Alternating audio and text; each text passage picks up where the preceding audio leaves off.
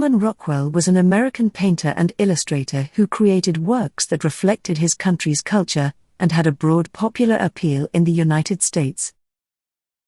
He is most famous for the cover illustrations of everyday life he created for the Saturday Evening Post magazine over nearly 5 decades.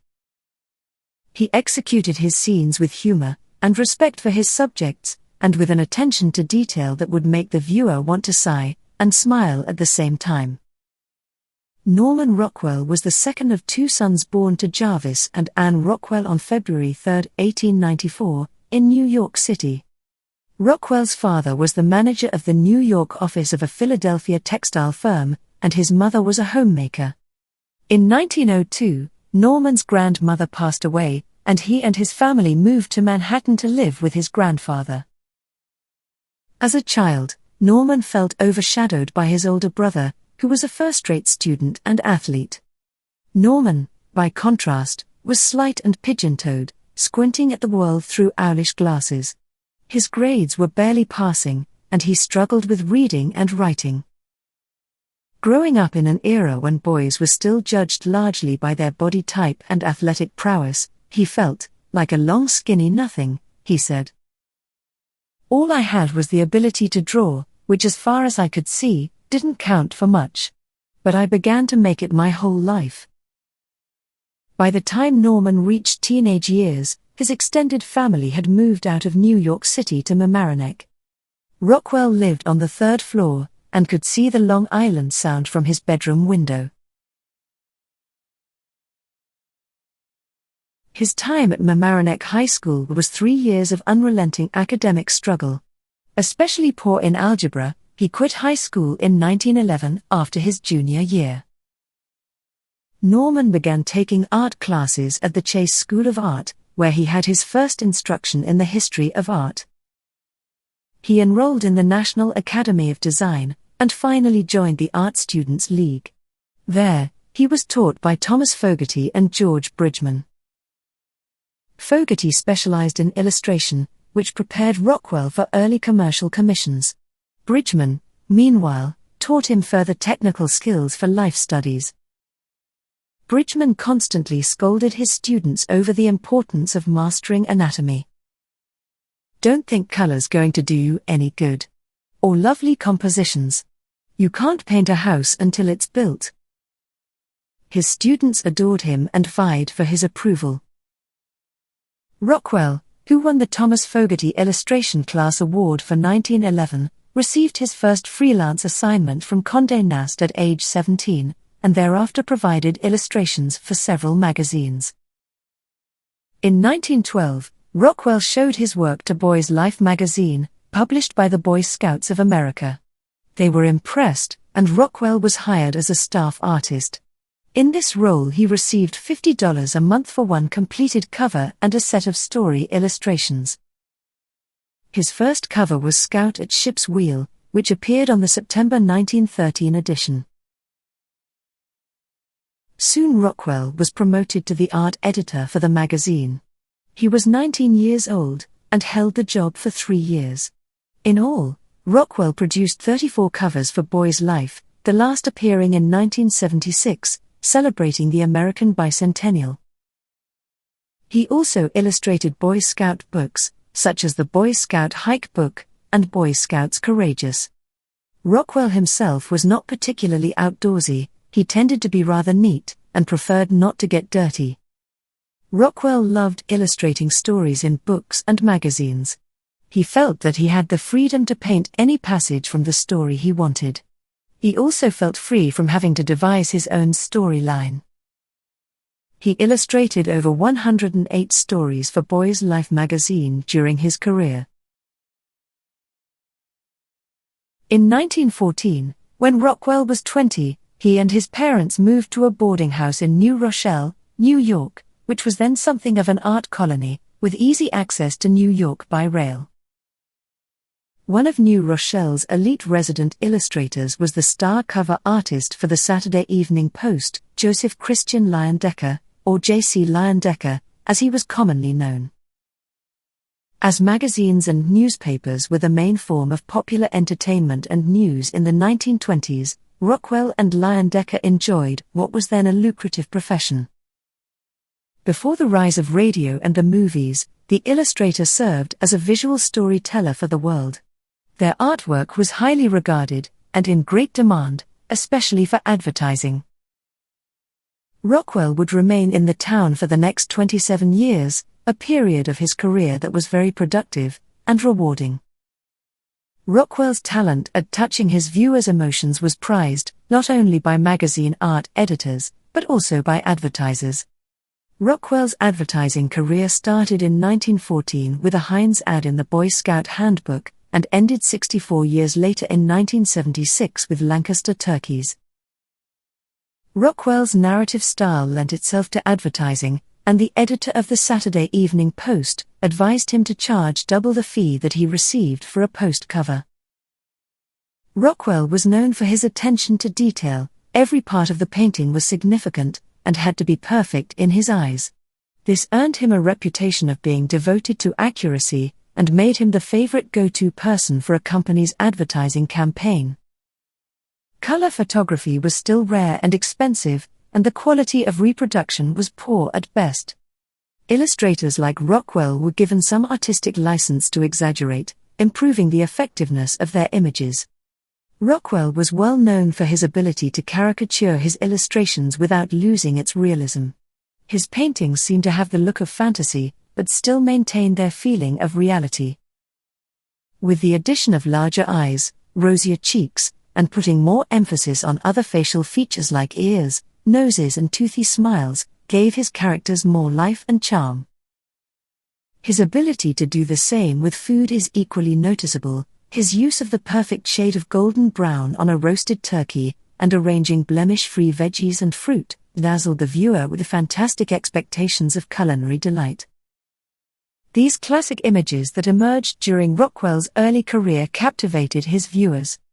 An audience that was starving for a dose of color in a world filled with dull gray tones, brought on by limited printing techniques, and decades of war during the dark eras of the 20th century. During his prolific career, he accepted commissions from more than 150 corporations, including Ford Motor Company, Pan American Airlines, Budweiser, Del Monte, Sun-Maid, and many more. Rockwell had become friends with a cartoonist who also worked for the scouting magazine, Boy's Life. His friend urged him to submit his work to the Saturday Evening Post, a Philadelphia-based weekly, and the largest circulation magazine in the country. In 1916, Rockwell submitted his first successful cover painting to the Post, entitled Salutations, which was published in May 1916. He was paid a whopping $75 for his work.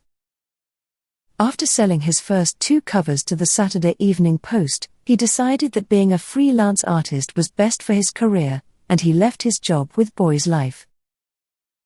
Rockwell was published 8 more times on the Post cover within the first year.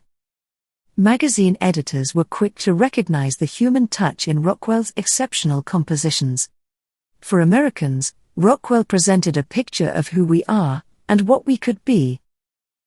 Between 1916 and 1919, Rockwell created some 25 Saturday Evening Post covers, and many story illustrations.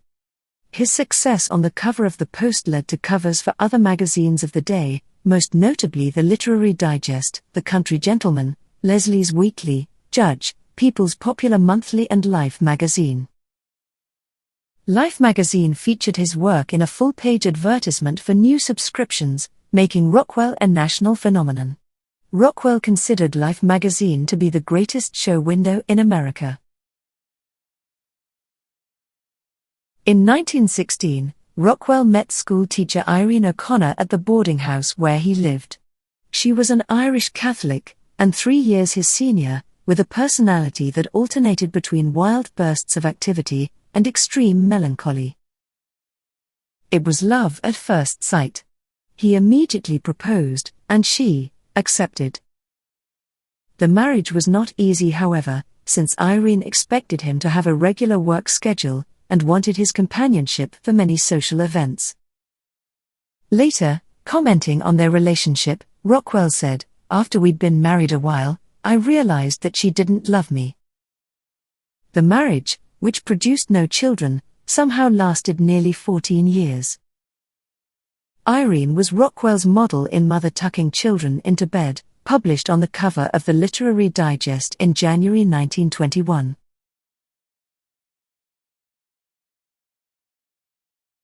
Rockwell became an immediate sensation, and his work began appearing on the cover of the Saturday Evening Post about once a month, which was as frequently as his hero and neighbor, J.C. Leyendecker.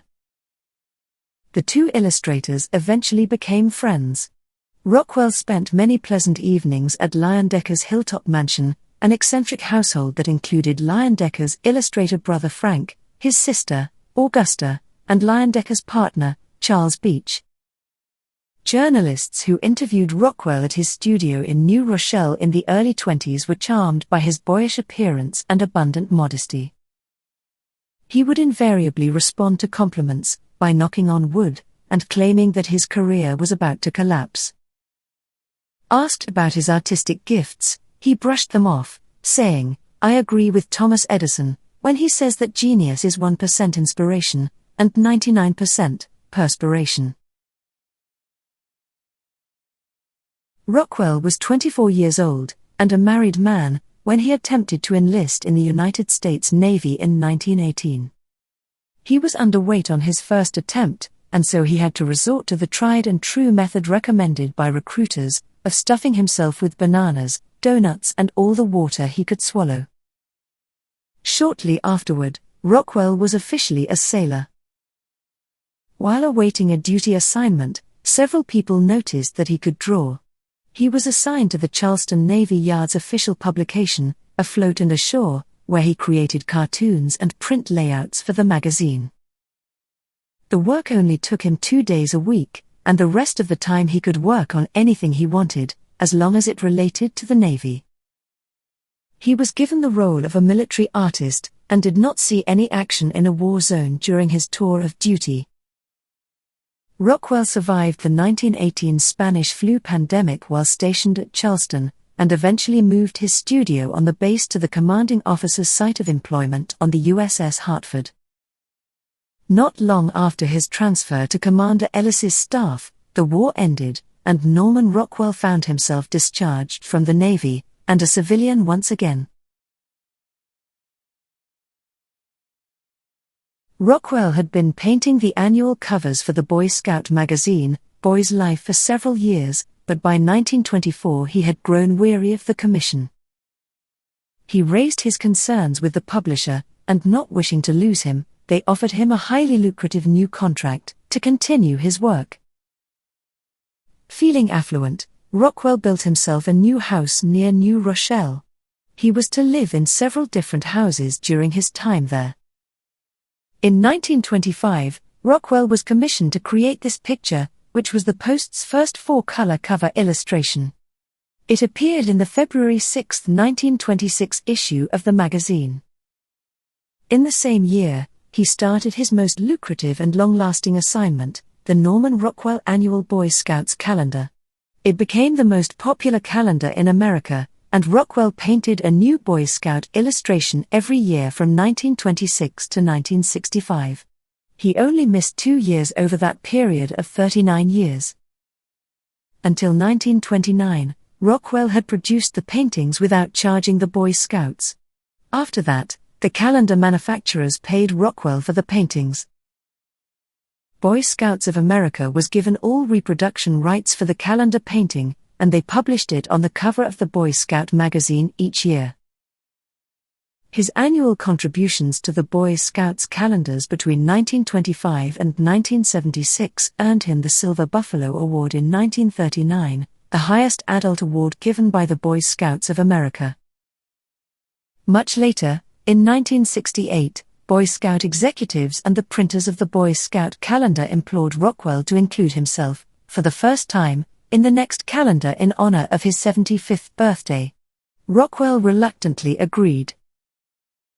In this painting, which was used in the 1969 calendar, a group of scouts contemplate the scene that Rockwell is painting on his canvas.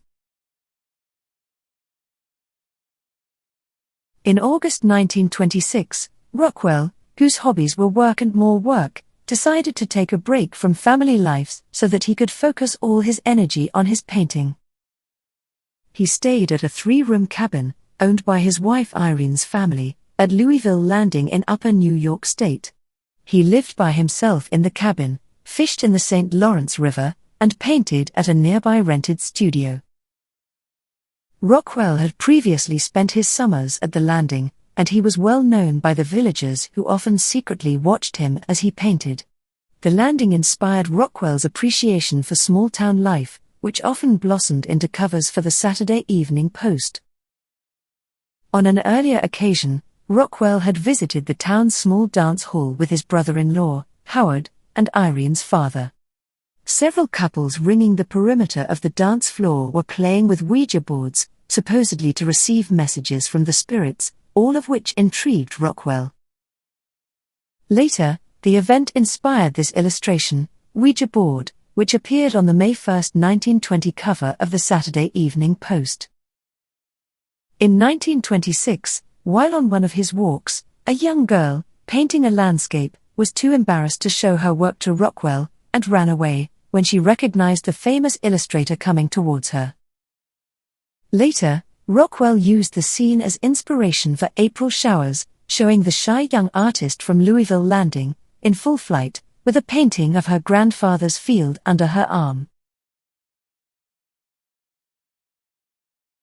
In 1927, Charles Lindbergh, an American aviator and military officer, made the first solo, non-stop flight, from New York City to Paris, a distance of 3,600 miles, flying alone for 33 hours. Lindbergh's aircraft, the Spirit of St. Louis, was designed specifically to compete in a competition for the first flight between the two cities. Lindbergh's flight was the longest at the time, by nearly 2,000 miles. Just 2 months after Lindbergh's historic flight, Rockwell paid tribute to the famous pilot in his painting, Pioneer.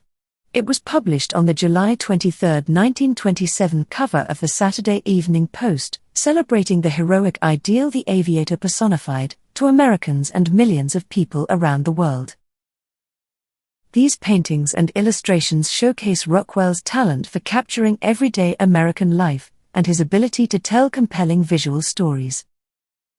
His works from this period continue to be celebrated to this day, for their portrayal of American culture, and the relatable nature of his subjects. In 1929, Irene and Norman agreed to take separate summer vacations. Rockwell traveled with friends to France, Austria and Spain, where he visited museums, hiked in the mountains and made sketches. On his arrival home, his world collapsed. Irene told Norman that she had fallen in love with someone else, and wanted a divorce. Rockwell tried to talk her out of it, but she was adamant, and he finally agreed. Contributing to the humiliation of a highly publicized divorce was the fact that Irene had rendezvoused with the other man, while Rockwell was touring Europe. Rockwell feared that his wife's new object of affection was everything that he was not. Being a real man appeared to be the key to Irene's heart, rather than Rockwell's drawing skills. Irene then filed for divorce in Reno, Nevada, on the grounds of mental cruelty. Norman moved out of the house in New Rochelle, and into a studio apartment on the Upper West Side of New York City. After nearly 14 years of marriage, the divorce was finalized in January 1930. Irene remarried 5 days later. From then on, Rockwell rarely spoke of her. Filled with self-doubt when his fame and wealth were not enough to sustain his marriage, he immersed himself in his work, his lifelong pattern when he felt stressed. Unhappily, Irene was to die only 4 years later. For several years, she had been a patient at a sanatorium in Massachusetts, being treated for bipolar disorder. In 1934, she was found drowned, in her bathtub. Feeling deeply depressed after his recent divorce, Rockwell decided to travel to California, where he stayed with his old friend, Clyde Forsyth, a cartoonist and landscape painter. Rockwell and Forsyth had shared a studio in New Rochelle early in Rockwell's career, producing work for magazines such as Life, Literary Digest, and Country Gentleman. In this picture, produced at the time, Rockwell used his wife Irene and his friend Clyde Forsyth as models. During his stay, Forsyth introduced Rockwell to 22-year-old Mary Barstow, a math teacher and aspiring writer. Mary, who smoked Lucky Strikes and had frizzy hair, had graduated from Stanford the previous spring in the class of 1929. Rockwell had known her for exactly 2 weeks, and despite being 14 years apart in age, he asked her to marry him. They applied for a marriage license at the Los Angeles County Courthouse. He gave his age as 33. He chopped off 3 years, perhaps because he could not imagine why a fetching woman like Mary Barstow would want to marry an aging panic-stricken divorcee, like himself. They married in April 1930, in the garden of Mary's childhood home in Alhambra, a city located in the western San Gabriel Valley region of Los Angeles County. Mary was the companion and confidant Rockwell had always wanted. He wrote in his autobiography, "Mary and I were really very happy. For the first time in my life, I had come to know what marriage is, what it means when 2 people love each other." Serving as both an inspiration and as a steadying influence on her famous husband, Mary would listen to him talk about his work, and read to him while he was in his studio. This support helped Norman through the coming difficulties in his career. For the next decade, they lived in Rockwell's handsome white colonial in New Rochelle, New York. They eventually had 3 children, Jarvis, Thomas, and Peter. Although Rockwell is often described as a portrayer of the nuclear family, this is a misconception. Of his 322 covers for the Saturday Evening Post, only 3 portray a conventional family of parents, and 2 or more children.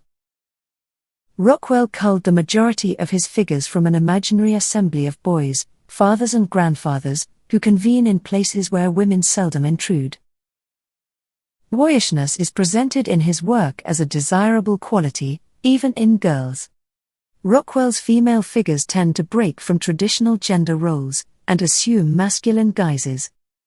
Typically, a red-headed girl with a black eye sits in the hall outside the principal's office, grinning, despite the reprimand awaiting her.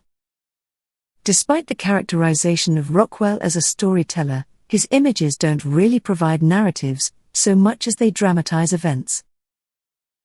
The artist himself once said, "I do ordinary people, in everyday situations, and that's about all I can do." Rockwell at first always drew from life. Later, mostly from photographs. And his pictures were carefully cast, with strong characters. These situation images are like posters for unmade movies. Much of Rockwell's appeal derives from his fastidious photorealism and precise details, but it is mainly based on immediate impact. Many of Rockwell's paintings appear as extraordinarily well-rendered cartoons. They are so expressive, they don't require a caption. Here, his painting "The Window Washer" shows an attractive young secretary looking longingly at a rakish window washer, who has appeared behind the oblivious boss who is giving her dictation. We can immediately connect the dots, no further information is required. Rockwell said of his work, "I unconsciously decided that even if it wasn't an ideal world, it should be. I painted only those aspects of it. In my ideal world there are only foxy grandpas who played football with the kids, and boys who fish from logs, and play at circuses in the backyard. If there was any sadness in this created world of mine, it was a pleasant sadness. If there were problems, they were humorous problems. The people in my pictures aren't mentally ill or deformed. The situations they get into are commonplace everyday situations. Not the agonizing crises and tangles of real life."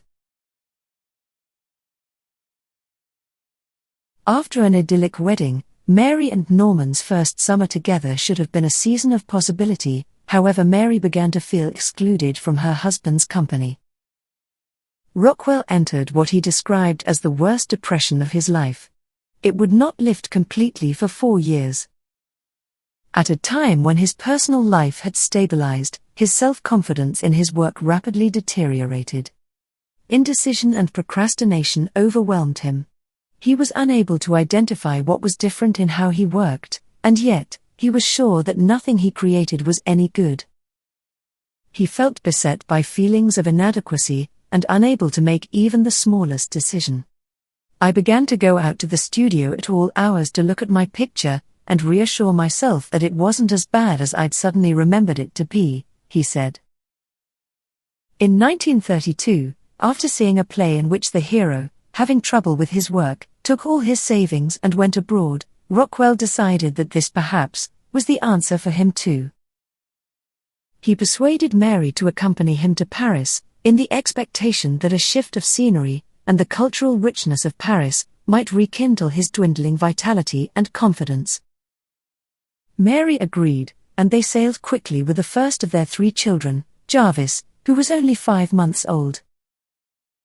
Rockwell felt a surge of energy after boarding the ship, but while in Paris the couple recognized that unless they returned home, Rockwell would struggle to find meaningful work to support his small family. The couple returned to New Rochelle that autumn. Rockwell soon learned that he had been included in the 1933 publication of Who's Who, which gave his spirits a lift.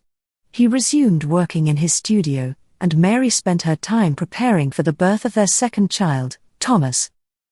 By 1933, Rockwell had become the father of 2 sons, but he was grappling with the suspicion that he did not feel any more attracted to his second wife than he had to his first. Norman Rockwell is best known for his Saturday Evening Post covers, but he also drew illustrations for American classics, including the 1936 edition of The Adventures of Tom Sawyer and the 1940 edition of The Adventures of Huckleberry Finn. George Macy, of the Macy Department Stores, wanted to commemorate the centennial of the birth of author Mark Twain by publishing updated editions of the 2 stories. Rockwell was approached by Heritage Press and asked to do the job. He visited Hannibal, Missouri, the setting for Mark Twain's writings, to acquire some historical and geographical insight, and then created 8 color plates. They were released in 1936 and 1940. Rockwell didn't mirror American life in any true way. His work was, if anything, a kind of funhouse mirror in reverse, turning a world that was really full of strange bumps and twists into something eerily becalmed and normal-looking. Rockwell Land is its own universe, freestanding and totally distinct.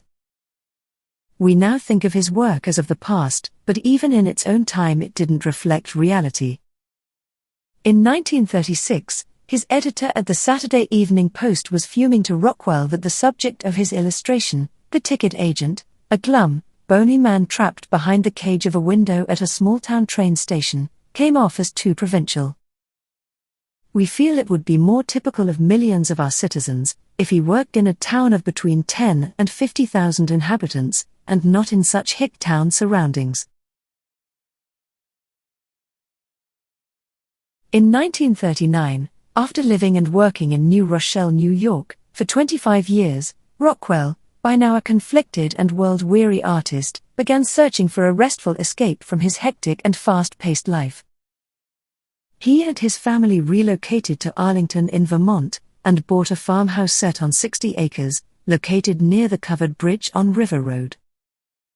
The property provided a rural lifestyle, and a place they could bring up their 3 sons, while allowing Rockwell to paint in peace.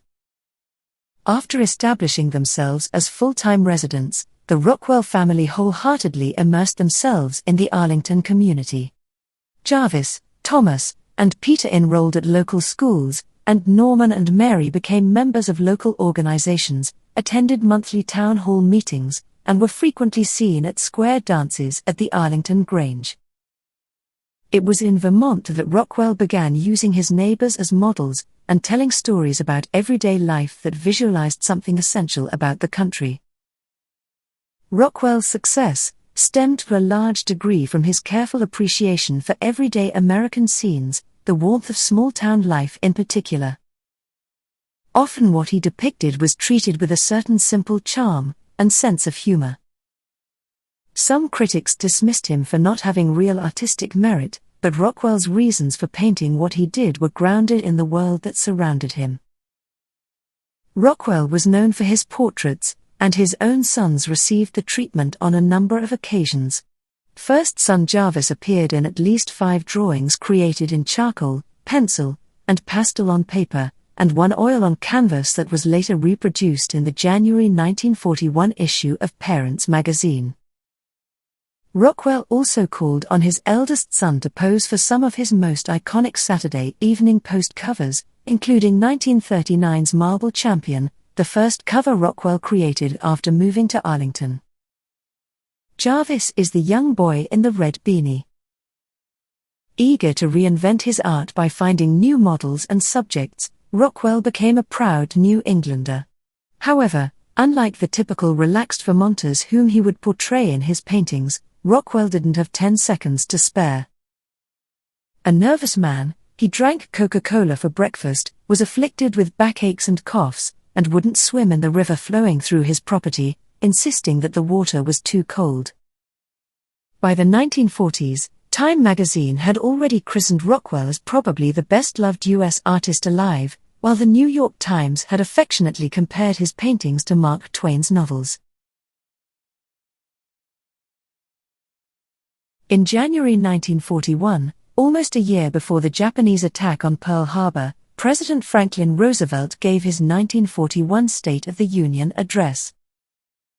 At the end of his speech, Roosevelt described 4 basic freedoms: freedom from want, freedom of speech, freedom of worship, and freedom from fear.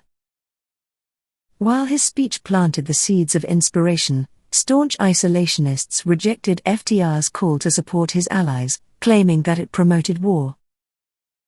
The Japanese attacked Pearl Harbor in December 1941, bringing the United States into World War II.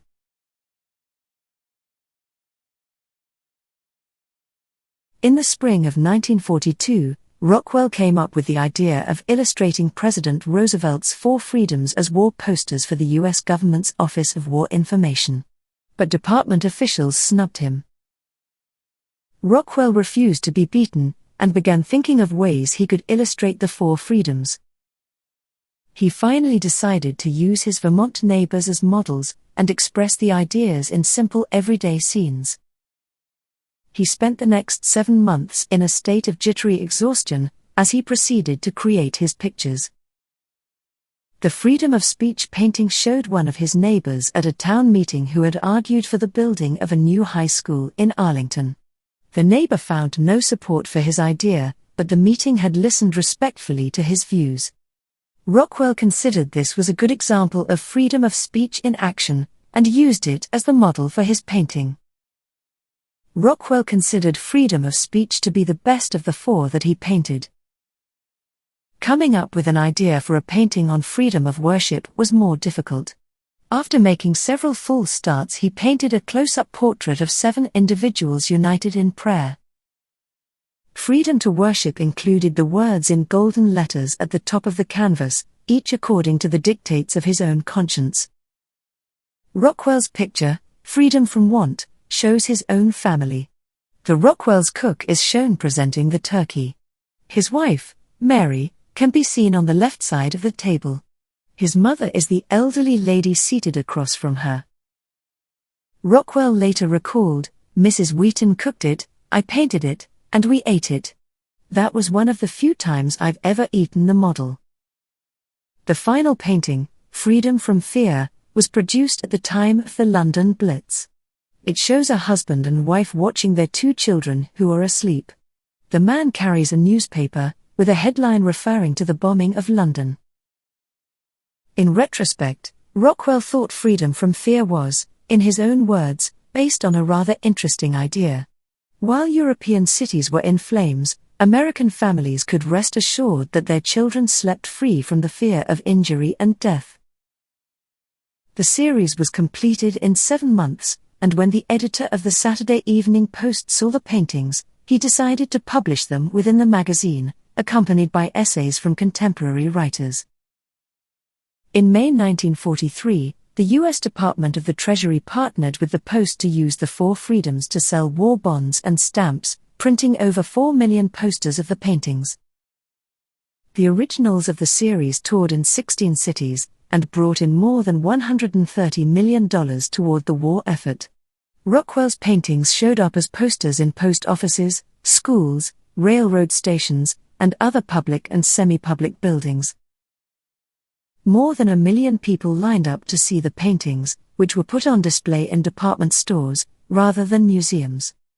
Rockwell conducted a number of poster signing events, following his posters around the country.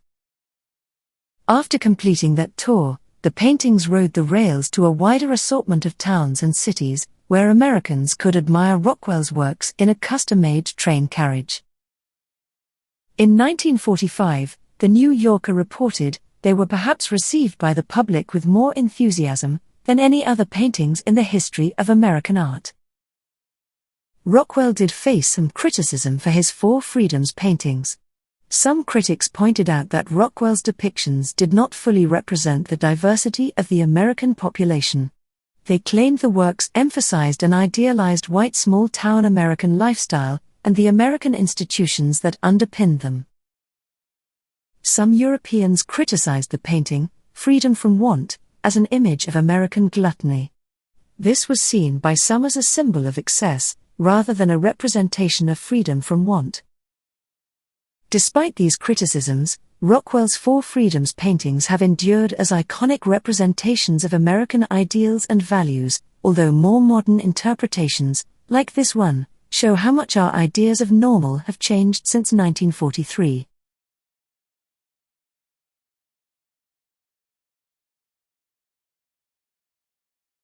Rockwell's paintings during World War II were not just illustrations, they were powerful tools of propaganda that helped unite the nation and generate support for the war effort. A religious and traditional thinker, Rockwell was above all a patriot. He had a sympathetic and optimistic view of the average American, and his depictions of everyday American life and the ideals of freedom resonated with a wide audience and remain iconic images of this period in American history. Rockwell first introduced Willie Gillis as a fictional character in the first of a series of World War II propaganda paintings. 11 of these were used as magazine covers by the Post between 1941 and 1946. As a boyish private, Willie charmed the American public from his induction through to discharge, and boyhood to manhood. He became a highlight of Rockwell's wartime work. Rockwell described Gillis as an inoffensive, ordinary little guy thrown into the chaos of war. Many Post subscribers assumed that Rockwell's Willie Gillis was a real person, which encouraged them to further support the war bond effort. The artist's intent was to infuse a sense of duty, patriotism and optimism for those young Americans going to war. In this painting, Willie glances anxiously to his right. War zone tradition dictated that any package from home was to be shared among the troops. It is a very simple composition, but it is full of gentle humor, as the expression on Willie's face suggests that he would prefer not to share his bounty with his companions. In 1943, Rockwell painted Rosie the Riveter, which was featured on the cover of the Saturday Evening Post in May, 1943.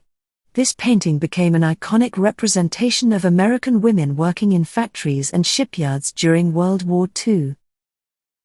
Their role, previously occupied by men who had been recruited to the armed forces, was to produce war supplies, and to build and maintain the U.S. Air Fleet.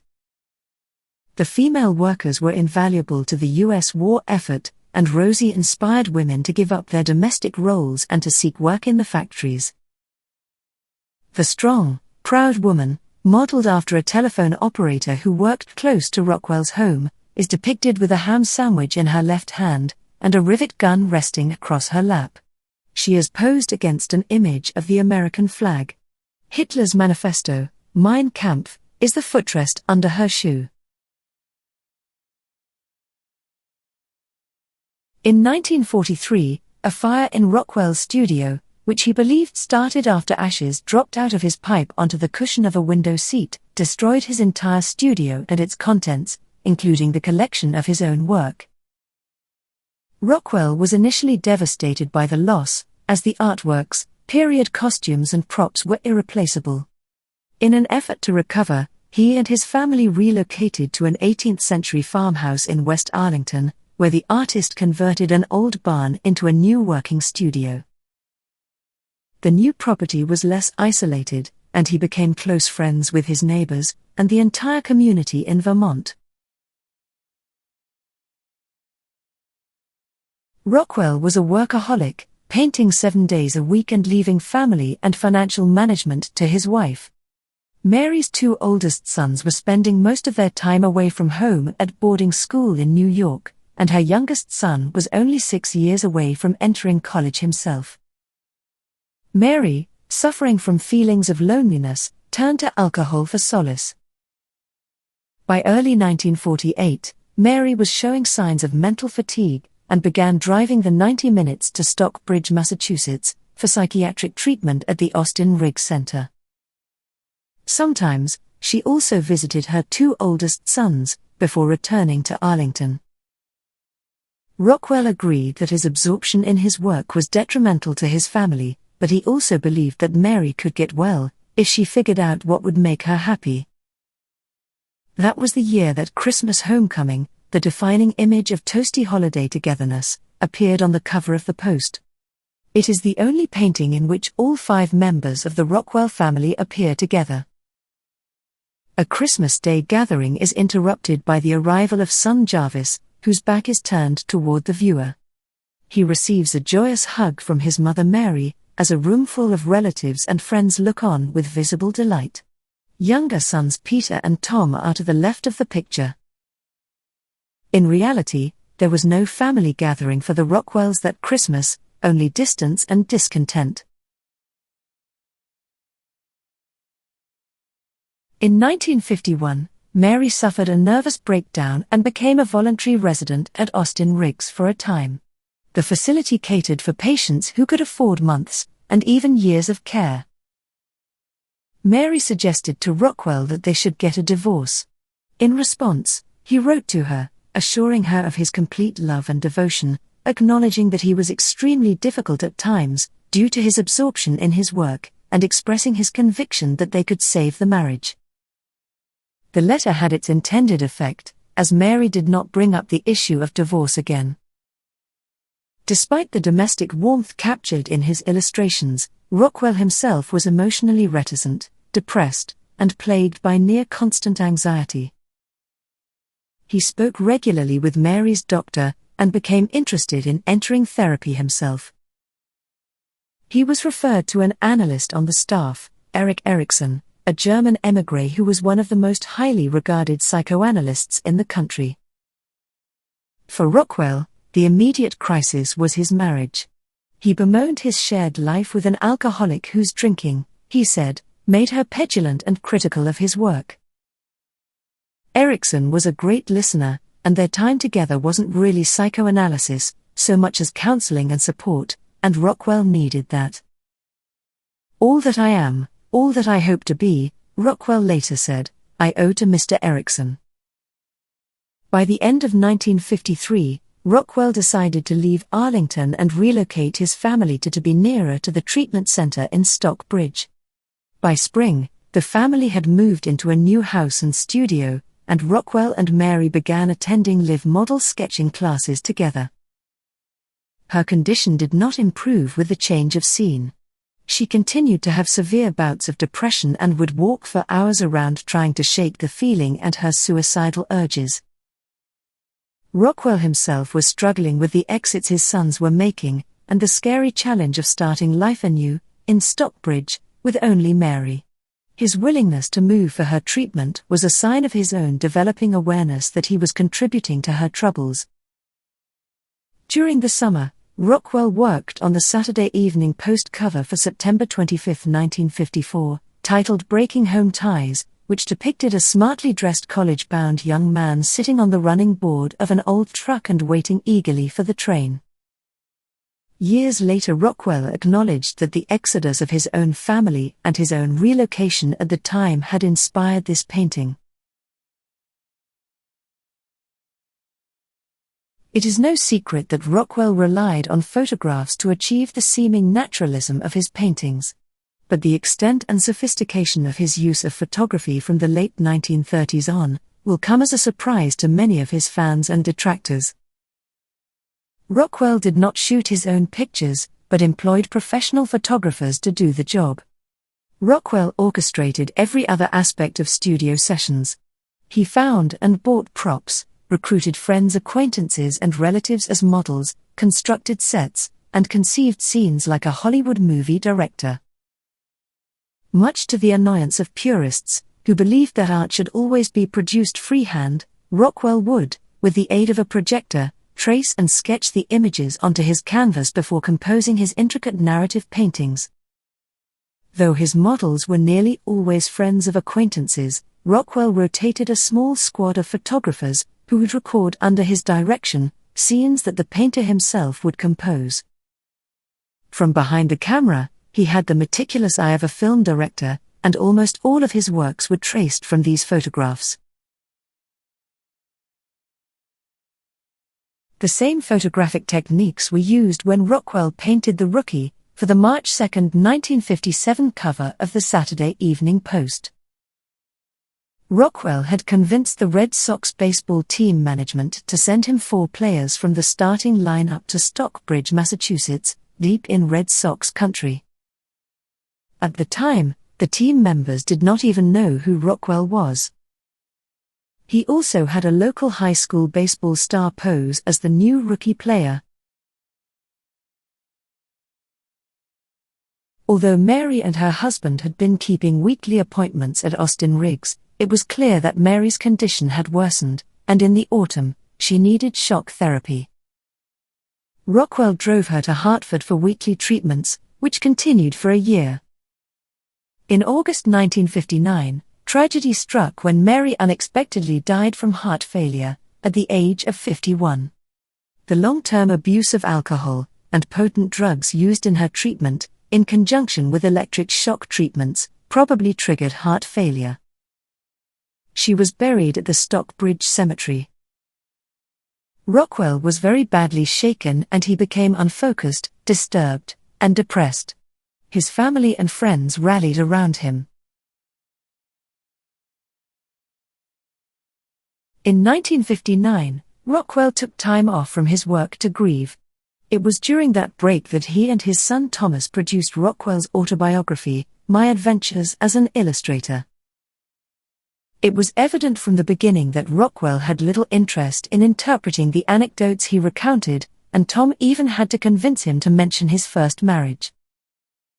The book was published in 1960, and the Post printed excerpts in 8 consecutive issues of the magazine, the first featuring Rockwell's famous triple self-portrait on the cover.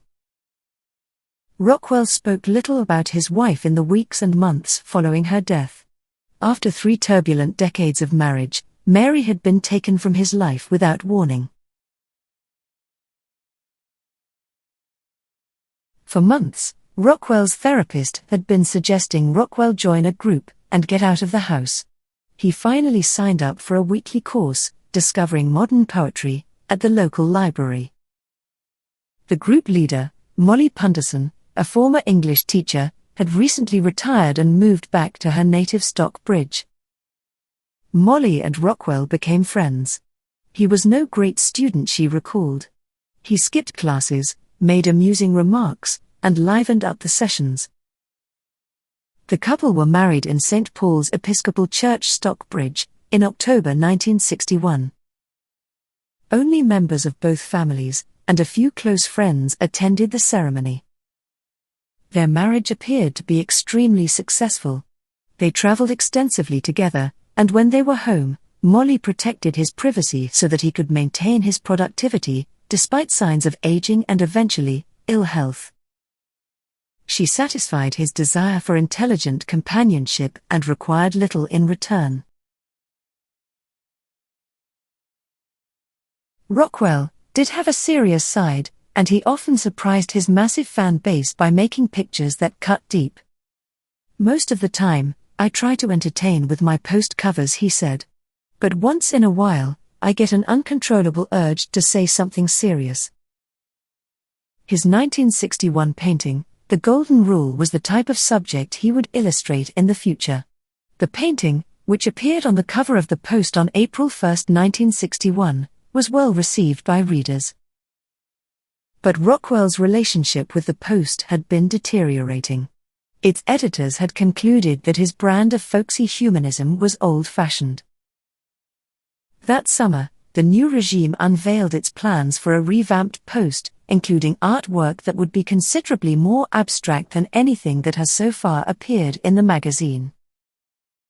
Rockwell's sardonic response was his very funny January 1962 cover, The Connoisseur, depicting a stocky gent in banker's grey pondering a Jackson Pollock-like riot of splattered red, yellow, and blue. But The Connoisseur proved to be the last of his great Post covers. Just 5 months after it was published, Rockwell got new marching orders, and they rankled. He was aghast when he discovered that he was to be confined, from then on, to producing portraits of statesmen, plus the occasional celebrity. In September 1963, when the Post's new art editor contacted Rockwell about illustrating an article, the artist wrote back, "I have come to the conviction that the work I now want to do no longer fits into the Post scheme." It was in effect Rockwell's letter of resignation. In December 1963, with Molly's encouragement, Rockwell ended his nearly 50-year association with the Saturday Evening Post and began to work for Look magazine. At the age of 69, Rockwell entered a remarkable phase of his career, one devoted to championing the civil rights movement. Although he had been a moderate Republican in the 30s and 40s, he shifted to the left as he grew older. The more politically adventurous Look magazine had no second thoughts about the unlikely image Rockwell proposed as his debut work for their magazine, despite how different it was from everything he was famous for. The painting, which dealt with the issue of school racial integration, was published as a centerfold in the January 14, 1964 issue of Look. The painting depicts 6-year-old Ruby Bridges, the first black child to desegregate the all-white William Frantz Public School in New Orleans in 1960. Flanked by white federal marshals, Ruby walks to school past a wall defaced by racist graffiti. On the morning of November 14, 1960, federal marshals dispatched by the U.S. Justice Department drove Ruby and her mother to her new school, only 5 blocks from their house. She had to walk by a crowd of angry hecklers outside the school, most of them housewives and teenagers. She did this every day for weeks, and then the weeks became months.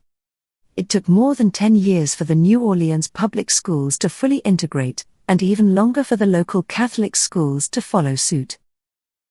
Very little in Rockwell's Saturday Evening Post work had prepared his audience for how unambiguously and provocatively he declared himself on the subject of desegregation. The American public's response to the painting was mixed. Some readers missed the Rockwell of happier times, others praised him for tackling serious issues. But many people across racial lines applauded the picture, seeing it as a positive example of the civil rights movement's growing momentum. The Problem We All Live With became one of the most important pieces of Rockwell's career. It was the first painting acquired by the Norman Rockwell Museum in 1975, and later hung in the White House during President Barack Obama's first term. Working for Look magazine allowed Rockwell to express progressive ideas, like the war on poverty, refugees, the civil rights movement and many other causes. His 1965 painting, Murder in Mississippi, addressed the murders of 3 young civil rights workers in Philadelphia, Mississippi, who were driven to a remote location and shot at point-blank range. Their bodies were then dumped into a dam and covered in tons of dirt. Rockwell's painting, New Kids in the Neighborhood, addressed the problems of suburban integration in Chicago's Park Forest community. We can see that the children will soon be playing with each other, but the face peering from behind a curtain in one of the adjoining houses makes us wonder how the adults will fare. Time magazine once called Rockwell probably the best-loved U.S. artist alive, while the New York Times compared his paintings to the novels of Mark Twain. In interviews, Rockwell always declined to describe himself as an artist of any sort. When asked, he would invariably insist that he was an illustrator. In the fine art world, being called an illustrator is a put-down. Ironically, in the commercial art world, being called a fine artist is also a slight.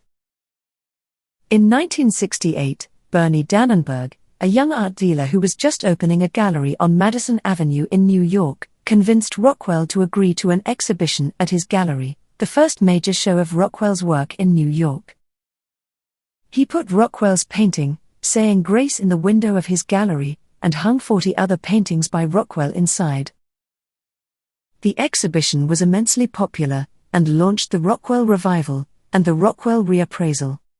The show, which stayed up for 3 weeks, was ignored by most art critics, including those from the New York Times. But artists who had never thought about Rockwell now found much to admire. Rockwell was beginning to be treated as a museum-class fine artist, and not someone whose work is relegated to collections of American illustration. The essential reason for his popularity appears to be associated with Rockwell's own primary interest, which is neither technique nor aesthetics, but the subject itself. His audience seem fascinated by what he has painted, rather than by how he did it. For many, his pictures are gentle reminders, overwhelming us with the joys of nostalgia. For others, his visual stories are simply wonderfully entertaining, and beautifully told. People responded to his art because they see the best of themselves in it. The scathing condescension directed at Rockwell's art during his lifetime eventually made him a prime candidate for an art world hug. He received one, posthumously, in the autumn of 2001, when a Rockwell exhibition was held at the Guggenheim Museum in New York. It represented a historic collision between museum and mass taste, filling the gallery with Rockwell's cavalcade of characters, the barefoot country boys and skinny geezers with sunken cheeks, and Rosie the Riveter sitting triumphantly on a crate, savoring her ham sandwich. At the time the same exhibition opened in Atlanta, the record price for one of Rockwell's oil paintings was under $1 million. In 2006, Rockwell's Breaking Home Ties was purchased at auction for $15.4 million. In 2010, the Smithsonian's exhibition, Telling Stories, was not solely about Rockwell as an artist, but about Rockwell's works as collectibles. Every one of the 43 oil paintings and 14 sketches on view were owned by either George Lucas or Steven Spielberg. By August 1973, Rockwell was feeling poorly enough to record his periods of mental fatigue on his calendar. He had suffered from pneumonia for years, and X-rays now confirmed that he had emphysema. In 1974, he suffered a minor stroke. His sense of color had also become altered by his cataracts, and he became unable to distinguish some ranges of color. In 1976, Stockbridge honored Rockwell and his wife with a parade. In 1977, President Gerald Ford awarded Rockwell the Presidential Medal of Freedom, the nation's highest peacetime award. Rockwell's son Jarvis accepted on his father's behalf. In his speech, President Ford said, "Artist, illustrator and author, Norman Rockwell, has portrayed the American scene with unrivaled freshness and clarity. Insight, optimism and good humor are the hallmarks of his artistic style. His vivid and affectionate portraits of our country and ourselves have become a beloved part of the American tradition." Rockwell died in November 1978, of emphysema at age 84 in his Stockbridge, Massachusetts home. First Lady Rosalind Carter attended his Stockbridge funeral at St. Paul's Episcopal Church. His wife Molly died 6 years later. They are buried together in the Stockbridge Cemetery. When Norman Rockwell died, an obituary in Time magazine said that Rockwell shared with Walt Disney the extraordinary distinction of being one of the two artists familiar to nearly everyone in the US, rich or poor, black or white, museum-goer or not, illiterate or PhD. Indeed, Rockwell has had a lasting and profound effect on America's self-image. Arguably the American public's all-time favorite painter. Writing in 1998, a New York art critic stated, "Rockwell's pictures are literal-minded and sentimental, sure, but they constitute as accurate a graph as we have of what being an American could feel like in the 20th century. Meanwhile, he spread delight among the people, and that is to be applauded." It seems a bit strange to ask whether Norman Rockwell's paintings are art. There is no red line between museum art and illustration. No one could reasonably argue that every abstract painting in a museum collection is aesthetically superior to Rockwell's illustrations. Rockwell's work has manifested far more staying power than that of countless abstract painters who were hailed in his lifetime, and one suspects it is here for the long term. Norman Rockwell's influence on other artists and American culture was significant. His ability to capture the spirit of everyday American life, combined with his engagement with social issues, made him a beloved figure, whose work continues to resonate today.